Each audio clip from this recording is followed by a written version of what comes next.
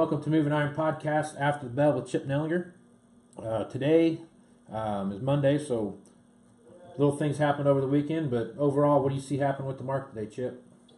Yeah, pretty ugly day here. We tried a little rally overnight and in the first part of the day session, and that kind of failed. Wheat let us lower again, so a lot like last week, just a lot of ugliness in the wheat market. It's spilling over and kind of keeping a cap on corn.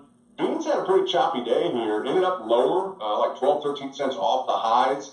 I don't know what the deal is there. The stock market had a huge rally, up like 600 plus points on basically ideas that we're going to negotiate and get something hammered out, some sort of an agreement on this Chinese trade issue.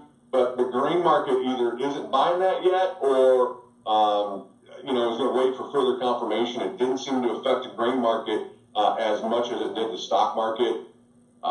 Thursday's a big day. We've got the stocks and acreage report. So long weekend, no markets Friday with Good Friday.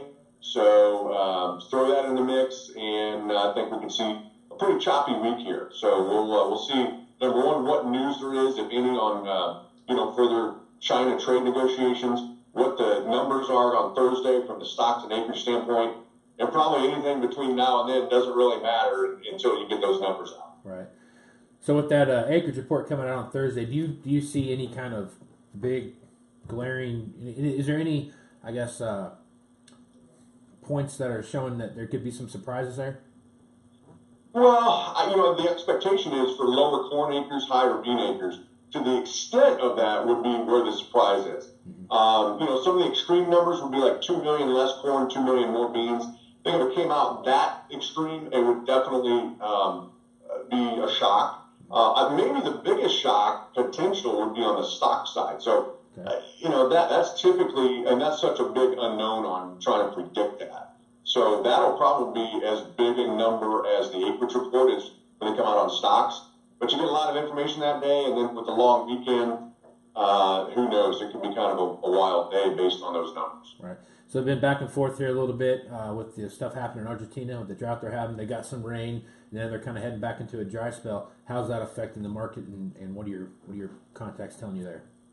Yeah, so they just, that rain 2.5 weeks ago ended up being probably too little too late, and it was the far minority of the grain areas in Argentina caught that. Mm-hmm. It's been pretty dry since then. The extended forecast has no rain.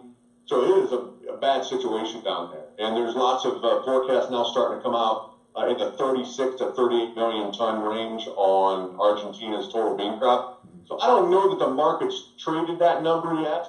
This Chinese trade, news has really kept the lid on things. So I think that's really going to cause some potential volatility going forward. If we can get some confirmation out of Washington or China that they're coming to some sort of an agreement and that there's a high probability that it won't include any retaliation against bean imports to China, I think then you could really snap this old crop back and, maybe have a strong retest of the old highs, if not see higher highs.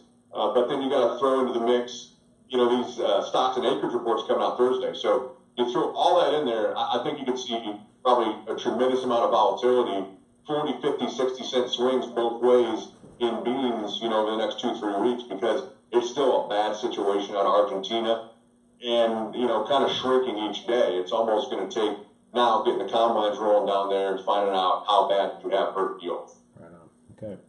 All right, Chip. Well, if guys want to find you, how can they get a hold of you? Yeah, the best way is just call our office, 309-550-7213, and we'd love to talk to you. Great. All right, well, you can find me at Moving Iron LLC on Facebook, Twitter, and Instagram. Also, tune into the Moving Iron podcast. You can find that on iTunes, Google Play, Stitcher Radio, and SoundCloud. Also, go to our YouTube channel, and you can catch this video that we have right here with me and Chip talking, and as well as some other stuff that's out there. So until tomorrow, we'll see you guys later. Thanks a lot.